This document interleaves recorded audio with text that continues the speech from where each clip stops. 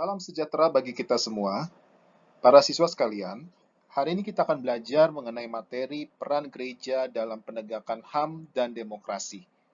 Selamat mengikuti. Meskipun Alkitab tidak berbicara tentang demokrasi dan hak asasi manusia secara eksplisit, tetapi kita dapat menemukan di sana-sini konsep-konsep yang merujuk kepada demokrasi dan hak asasi manusia. Misalnya, dalam Bilangan 35 ayat 9 sampai 34, di sana Allah memberikan perintah kepada Musa untuk membangun kota-kota perlindungan agar orang yang tidak sengaja menyebabkan kematian orang lain tidak dibalas dengan dibunuh. Ia dapat melarikan diri ke kota-kota perlindungan.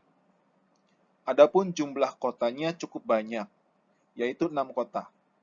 3 di kota sebelah barat Sungai Yordan, dan 3 lagi di sebelah timur. Kota-kota itu adalah Kades, Sikem, dan Hebron di sebelah barat. Sedangkan Golan, Ramot di Gilead, dan Bazer di sebelah timur. Apabila seseorang membunuh atau mengakibatkan seseorang tewas, dan ia merasa tidak bersalah atau tidak sengaja telah menyebabkan kematian tersebut, maka ia dapat melarikan diri ke kota-kota tersebut untuk berlindung. Ia tidak akan dibunuh. Ia harus tinggal di kota atau sampai matinya imam besar yang telah diurapi dengan minyak yang kudus. Konsep ini kemudian diambil alih oleh gereja Kristen dengan menetapkan gereja sebagai tempat perlindungan. Pada tahun 511 Masehi, dalam konsili Orleans, di hadapan Raja Clovis I, setiap orang yang mencari suaka akan diberikan apabila ia berlindung di sebuah gereja. Dalam gedung-gedung lain milik gereja itu atau di rumah uskup, perlindungan diberikan kepada orang-orang yang dituduh mencuri, membunuh, atau berzina. Juga budak yang melarikan diri akan diberikan perlindungan, namun ia akan dikembalikan kepada tuannya bila sang tuan mau bersumpah di atas Alkitab bahwa ia tidak akan bertindak kejam. Hak suaka ini kemudian dikukuhkan oleh semua konsili sesudah di Orleans. Yang menjadi pertanyaan kita saat ini adalah, bagaimana dengan praktek gereja di Indonesia sehubungan dengan hak asasi manusia? Ignaz Claden, dia adalah seorang sosiolog yang berasal dari Indonesia. Dia mengajukan beberapa pertanyaan berikut ini. Yang pertama, bagaimana masalah hak asasi manusia dipandang dari segi kegerejaan? Yang kedua, apakah persoalan hak asasi manusia cukup dikenal dalam kalangan umat di gereja? Yang ketiga, kalau ada pengetahuan mengenai hak asasi manusia, sejauh mana pemimpin dan umat gereja melibatkan diri dalam perjuangan hak asasi manusia tersebut? Yang keempat, kalau ada keterlibatan dalam perjuangan tersebut, apakah partisipasi gereja itu semata-mata karena desakan politis atau karena keyakinan keagamaan? Yang kelima, pada tahap yang lebih tinggi dapat dipersoalkan apakah ada dasar-dasar teologis untuk hak asasi manusia. 6. Dapatkah perjuangan untuk hak asasi manusia diintegrasikan dengan usaha penyelamatan oleh gereja dan diberi watak soteriologis atau penyelamatan? Yang ketujuh, apakah perjuangan hak asasi manusia lebih merupakan masalah keadilan atau masalah perwujudan cinta Kristiani yang diajarkan di dalam gereja? Pertanyaan-pertanyaan di atas sesungguhnya menantang Jürgen Moltmann yang lahir pada tanggal 8 April 1926. Dia adalah seorang teolog terkemuka pada abad 20 dan 21 di Jerman. Dia mengatakan bahwa Allah yang menyatakan diri kepada Israel dan orang Kristen adalah Allah yang membebaskan dan menebus mereka. Dialah Allah yang menciptakan seluruh umat manusia dan segala sesuatu yang ada. Jadi dengan kata lain, Tindakan Allah membebaskan dan menebus dalam sejarah mengungkapkan masa depan sejati manusia, yakni menjadi gambar Allah. Dalam seluruh hubungan kehidupan manusia dengan sesamanya dan segala makhluk di dalam seluruh ciptaan, manusia mempunyai hak akan masa depan. Sebagai gambar Allah, manusia mestinya memiliki martabat yang tinggi dan mulia. Hak-hak asasi manusia tidak boleh dirampas dan diinjak-injak. Merampas dan menginjak-injak hak-hak asasi manusia berarti menghina dan melecehkan Sang Penciptanya sendiri. Atau seperti yang dikatakan oleh Ignaz Kleiden. Dia mengatakan seperti ini. Penghormatan kepada hak asasi dipandang dari sudut iman Kristiani dan teologi Kristen adalah sama saja dengan penghormatan kepada setiap orang sebagai perwujudan citra Allah atau gambar Allah sendiri. Pelecehan terhadap hak asasi adalah pelecehan terhadap citra Tuhan, yaitu citra yang menurut kepercayaan Kristen terdapat dalam diri setiap orang, apakah dia dibaptis atau tidak dibaptis. Berdasarkan apa yang dikatakan oleh Moltmann, mestinya jelas jawaban kepada pertanyaan Kleiden tersebut, bahwa ada dasar-dasar teologis yang kuat untuk hak-hak asasi manusia. Yang menjadi persoalannya ialah, seperti yang ditanyakan oleh Kleiden, apakah warga gereja cukup menyadari masalah ini? Kalau ya, seberapa jauh pimpinan dan warga gereja ikut terlibat dalam perjuangannya? Dan kalaupun terlibat, apakah karena desakan politis, ikut-ikutan kelompok-kelompok lain, ataukah memang benar-benar karena alasan teologis yang kuat? Pertanyaan terakhir Kleiden membawa kita ke rangkaian pertanyaan yang tajam dan kritis. Bagaimana kita memandang dan meninjau gereja dari perspektif hak asasi manusia? Pertanyaan kritisnya adalah, yang pertama, sejauh mana hak-hak asasi diterapkan secara konsekuen dalam gereja sendiri?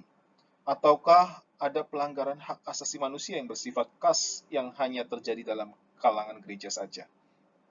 Yang kedua, bagaimana membandingkan ajaran gereja tentang manusia dan kedudukan manusia dalam hak asasi manusia? Yang ketiga, adakah gerakan-gerakan pembaharuan dalam gereja yang dinamakan gerakan yang diilhami oleh tema hak asasi manusia? Mungkin masih ada beberapa soal lain yang belum disebutkan di sini. Akan tetapi, pokok permasalahannya ialah bahwa gereja pada saat ini tidak dapat lagi berdiam diri atau bersikap acuh tak acuh terhadap masalah hak asasi manusia.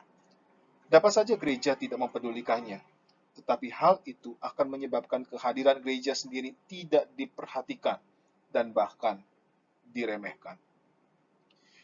Dari pertanyaan-pertanyaan tersebut, membuat gereja dan orang Kristen harus memeriksa diri.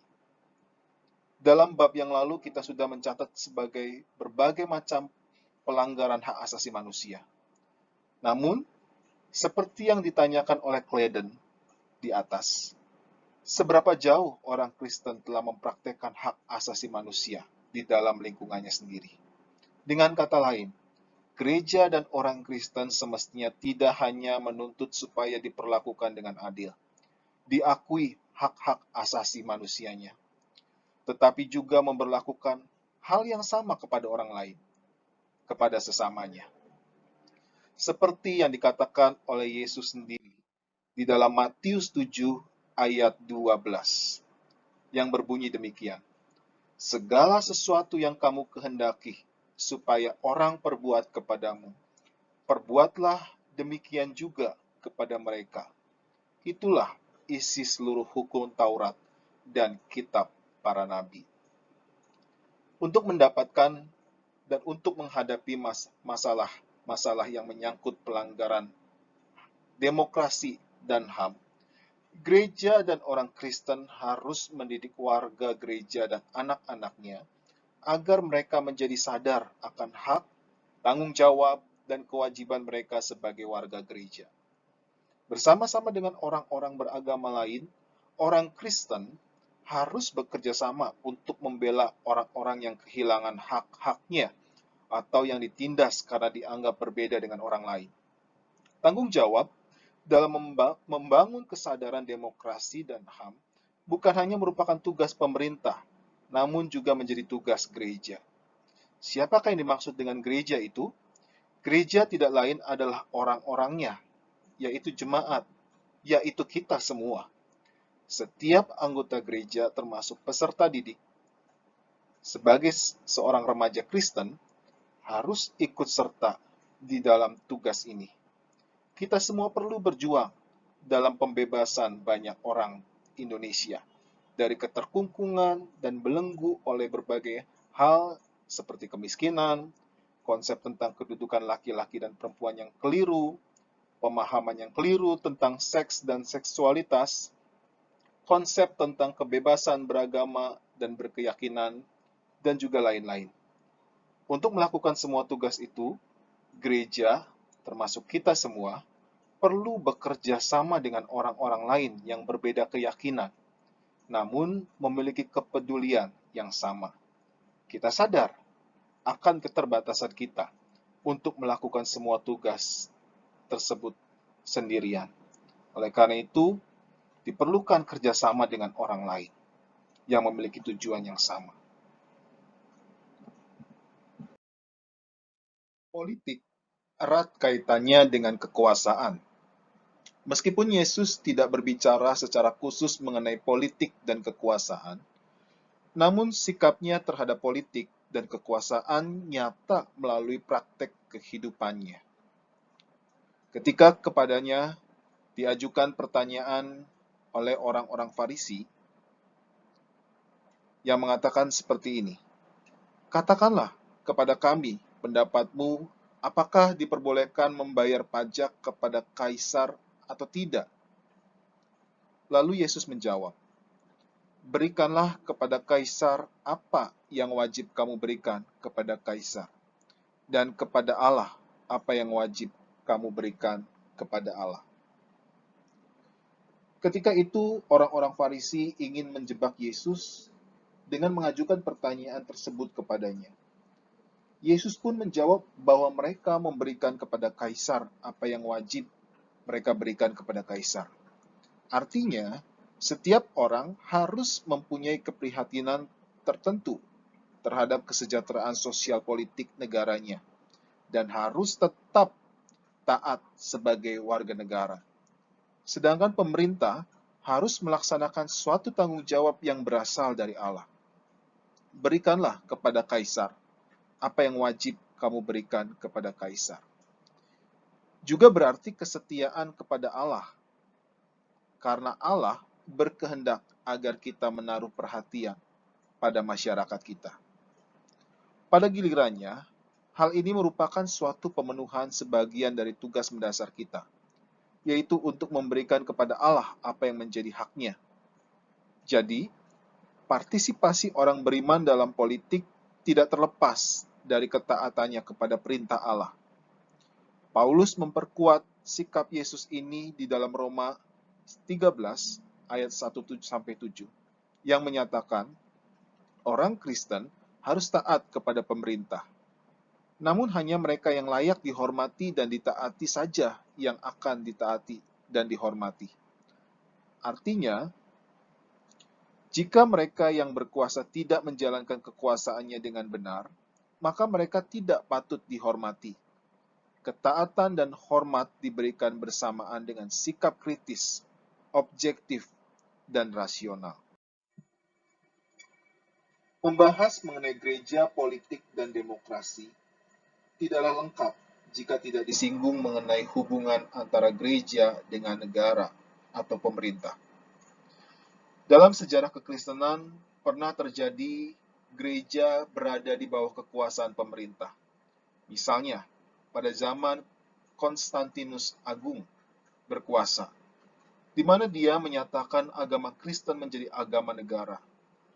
Saat itu posisi gereja menjadi subordinatif atau di bawah kekuasaan negara atau pemerintah. Segala hal yang dilakukan oleh gereja harus memperoleh persetujuan pemerintah.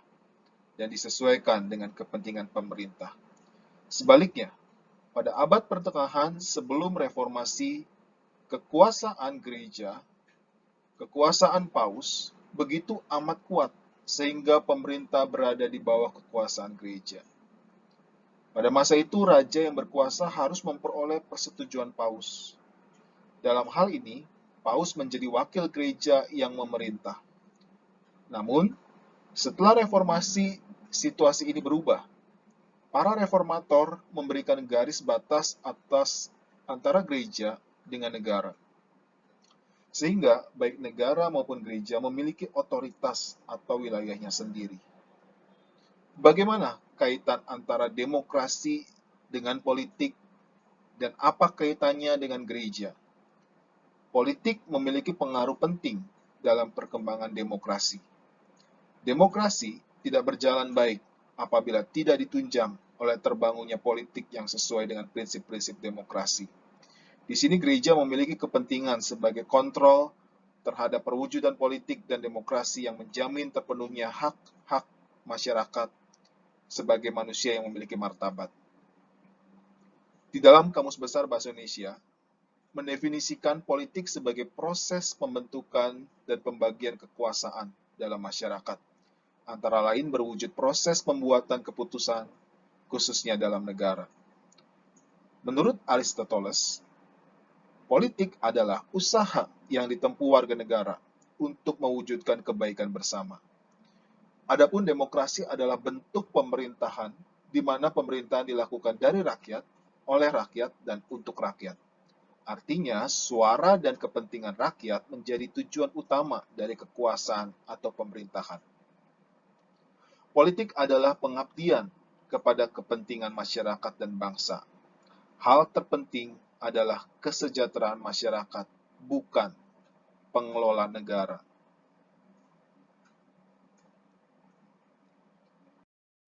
Untuk mencapai demokrasi, seluruh pihak yang terlibat harus sepakat bahwa keadilan harus ditegakkan dan kepedulian terhadap sesama mewarnai keputusan yang diambil dan tindakan yang dilakukan. Sikap demokratis tidak tumbuh dengan sendirinya, namun harus dipupuk sejak dini. Ini diawali dengan menumbuhkan sikap mengasihi sesama, tidak menganggap diri lebih istimewa dibanding orang lain. Sejak dini, orang tua perlu menerapkan pola asuh yang demokratis, yaitu yang memberi kesempatan kepada anak untuk menyuarakan pendapat mereka yang mungkin saja berbeda dengan pendapat orang tua. Penghargaan terhadap pendapat anak akan memupuk rasa percaya diri anak, yang berakibat pada munculnya rasa menghargai juga terhadap orang lain. Berdasarkan berbagai pembahasan di atas, kita dapat melihat bahwa praktik-praktik hak asasi manusia di negara kita memang masih jauh dari yang kita idam-idamkan. Pemerintah belum sepenuhnya mewujudkan tugasnya dalam memenuhi demokrasi dan HAM bagi rakyat. Berbagai pelanggaran hak asasi manusia masih terjadi terus-menerus. Apabila di masa Perjanjian Lama Allah memerintahkan Musa mendirikan kota-kota perlindungan, sehingga orang yang tidak bersalah dapat hidup dengan aman, maka di Indonesia hal itu masih jauh dari kenyataan. Banyak orang yang belum dapat menikmati hidup yang aman dengan jaminan pemerintah atas hak-hak asasi mereka. Kita terus berharap suatu saat kelak seluruh rakyat Indonesia akan memperoleh haknya sebagai manusia, yaitu makhluk yang mulia di hadapan Tuhan. Para siswa yang terkasih, demikianlah pembahasan materi mengenai peran gereja dalam penegakan HAM dan demokrasi. Biarlah melalui materi ini kita diajak untuk bersama-sama mengusahakan keadilan demi terciptanya HAM dan demokrasi. Dan usaha tersebut kita mulai dari keluarga, sekolah, atau dimanapun kita berada. Pada akhirnya, terima kasih sudah menyimak materi ini. Tuhan memberkati kita semua.